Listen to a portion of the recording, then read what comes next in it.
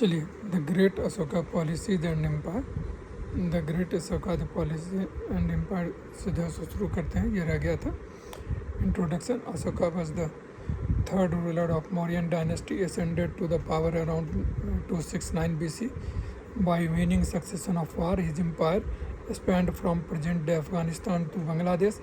Ashok is renowned for his Dhamma policy, which means a topic of interest today, and his effort to propagate Buddhism, likely influenced by the Kalinga War.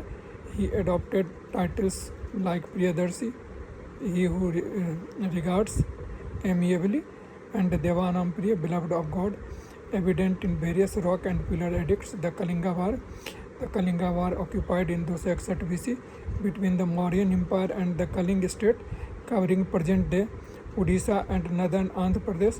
The decisive battle, likely on Dhauli Hills, by the day of power, holds significant historical importance. Outcomes and significance of the Kalinga War. Ashoka's own accounts in Rock Edicts 13 notes a heavy toll. 150,000 were killed, and many times that number perished. The conflicts brought immense suffering to the Brahman priests and Buddhist monks. Ashoka shifted from a policy of physical conquest to one of the cultural influence, symbolizing by replacing the war drum with the sound of Dham. Influenced by the Buddhist monk Upgupta, Ashok embraced Buddhism. The Kalinga and the policies of Dham were widely propagated. Ambassadors of peace were dispatched through Greek kingdom in West Asia and Greece. Ashoka's Dham policy, it's very important. Ashoka's policy of Dham was not based on any specific religion or a random royal decree. It aimed to address social issues and foster harmony and tolerance among people through minimal coercions. Ashoka developed this policy himself, spurned the remorse following the violent Kalinga War. Motivation followed the tradition of his predecessors Chandragupta and Bindusar, who followed Jainism and favored Ajivika respectively. Ashoka embraced Buddhism. In the Ashoka's time, society comprised diverse beliefs, cultures, and practice. Rather than resorting to the force, Ashoka employed the Dham policy to establish social norms accepted by all. With the emergence of the diverse sects like Ajivikas, Buddhism, and Jainism, alongside potential conflict with Orthodox Brahmins, a climate of trust and harmony could be established. And essential for that time, contents Dham focused on promoting general behaviors norms. It advocated tolerance towards people and their belief, emphasizing moral conduct towards various societies and groups, and non-violence. Ashoka's appointment of Dham officials rather than exclusively Buddhist officers demonstrated his non-discriminatory approach. He aimed to foster respect for all religious sects and promote societal tolerance. Propagation. Ashoka used edicts as a medium to propagate the Dham policy, serving as communication between him and his subject. Some inscriptions were directed to the Buddhist community, highlighting Ashoka's relationship with Buddhist order. Others, known as a major and minor rock and pillar edicts, addressed border audience, carefully chosen to disseminate the principles of the Dham to a large population. Major rock edict. The 14 major rock edicts. These edicts were carved on large rock found on the border of Ashoka's territory, not in the core of the Mauryan Empire's capital. They were described in three languages: Prakrit, Aramaic, and Greek, and the two scripts, Brahmi and Kharoshthi. Descriptions of some major rock edicts. Rock edicts first describes private animal sacrifices and encourage festive gatherings. Rock edicts second highlights the social welfare under the Dhamma, including medical care for human and animals, road constructions, and tree planting. It also mentions South Indian region like Pandyaj, Satyaputraj, and Kerala Putraj. Rock Addict thirds stressed the importance of respecting parents and all living beings, including Brahmanas and Sramanas. Rock Addicts 4 promoted the consideration and the non-violence towards animals and courtesy to relatives. Rock Addicts 5 mentioned the appointment of the Dhamma Mahats and special officers tasked with safeguarding the interest of the all religious sects and spreading the message of Dhamma. Rock Addicts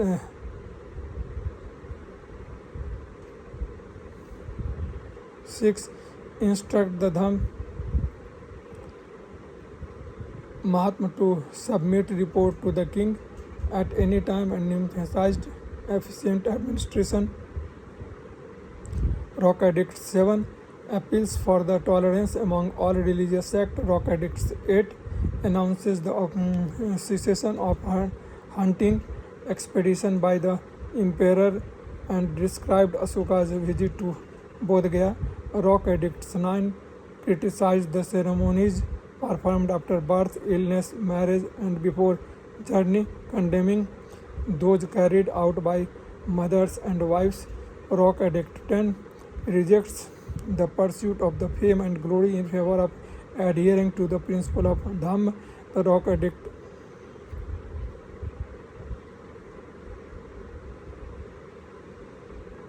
11 further clarifies the principles of Dhamma, emphasizing the respect for elders, abstaining from killing animals, and generously towards friends.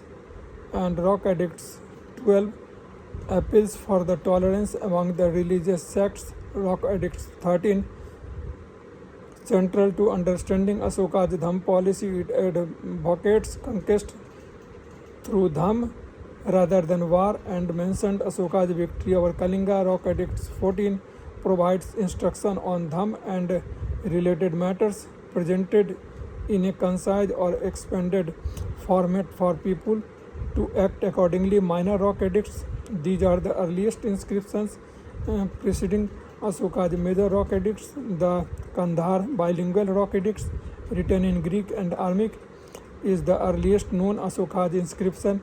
Minor Rock Addicts are found in various locations such as Balhapur, Gujjar, Udegalon, Maski, Nittur, Siddhopur, Brahmagiri, Jatinga, Rameswar, Rajouli, Mandagiri, Yeraguddi, Sasaram, Bairat, and Araura. Only 4 of these locations mentioned the name Ashoka. Maski, those are the inscriptions which mentions the name of Ashoka are here. Maski, Brahmagiri, Nettur, and Gujjora. Okay, major pillar edicts. The 7 major pillar edicts are the most detailed and technically proficient inscription of Ashoka, located primarily in the Gangetic Plains, with the exception of 2 fragments around the Afghanistan. These edicts were engraved toward the end of Ashoka's rule, inscribed in Prakritic using Brahmi script similar to the minor pillar edicts, except for few derived inscriptions in Aramaic found in Afghanistan. Description of the pillar edicts. Pillar edicts, it outlines the Ashoka's principle for safeguarding the people. Pillar edicts second defines Dhamma with the values like compassion, truthfulness, and virtue. Pillar edict third urge subject to restrain violence, cruelty, anger, and envy. Pillar edicts 4 describe the duties and the responsibilities of the Rajukas. Pillar edicts 5 provides a list of birds and animals permitted to be killed on a specific days and prohibits killing certain specific altogether. Pillar edict 6 expounds on Ashoka's policy of Dhamma. Pillar Edict 7 discusses the desire of the self-control and purity of mind among the various religious sects. Minor rock pillar edicts. These edicts are found exclusively in the Gangetic plain near the capital of the Mauryan Empire. They are inscribed several pillars of Ashoka located in the site such as Sarnath, Sanchi, Kausambi, Rumandi, and Nigali Sagar.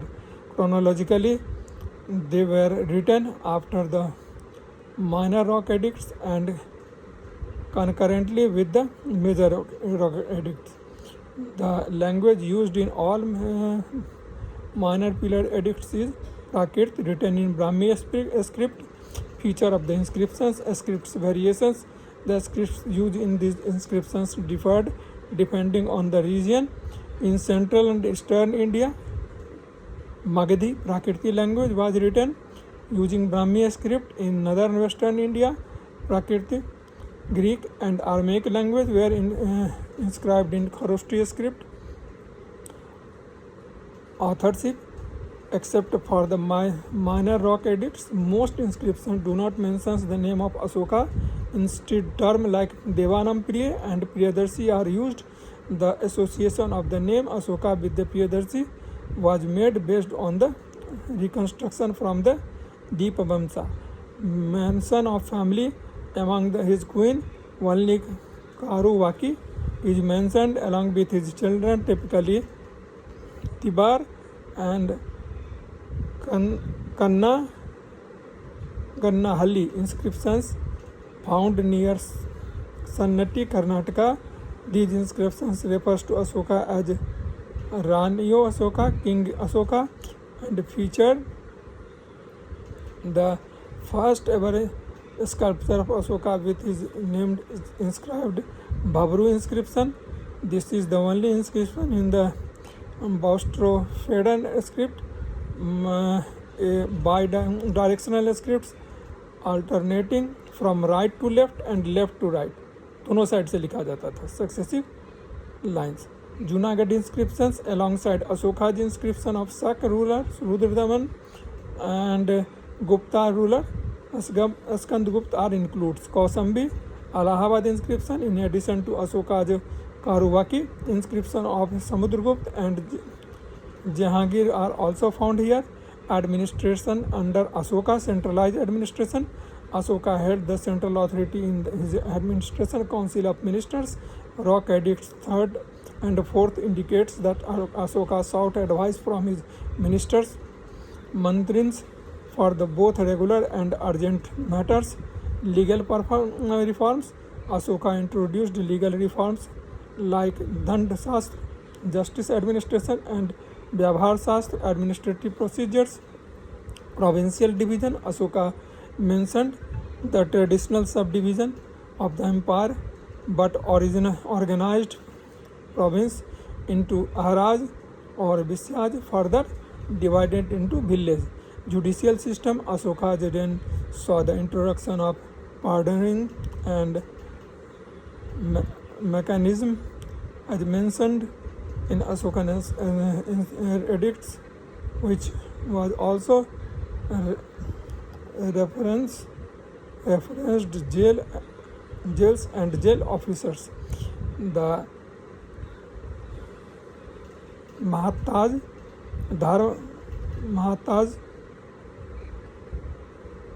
responsible for spiritual welfare and promoting Dhamma. Adhyaksh Mahataj ensured the well-being of women. Ant Mahataj oversaw administration in frontier province. Nagar Mahataj managed cities and towns. Rajukaj implements administrative plans and welfare reforms. Society and religion under Ashoka. Ashoka's social and religious policy was guided by the principle of Dhamma, emphasizing benevolence, tolerance, and equality.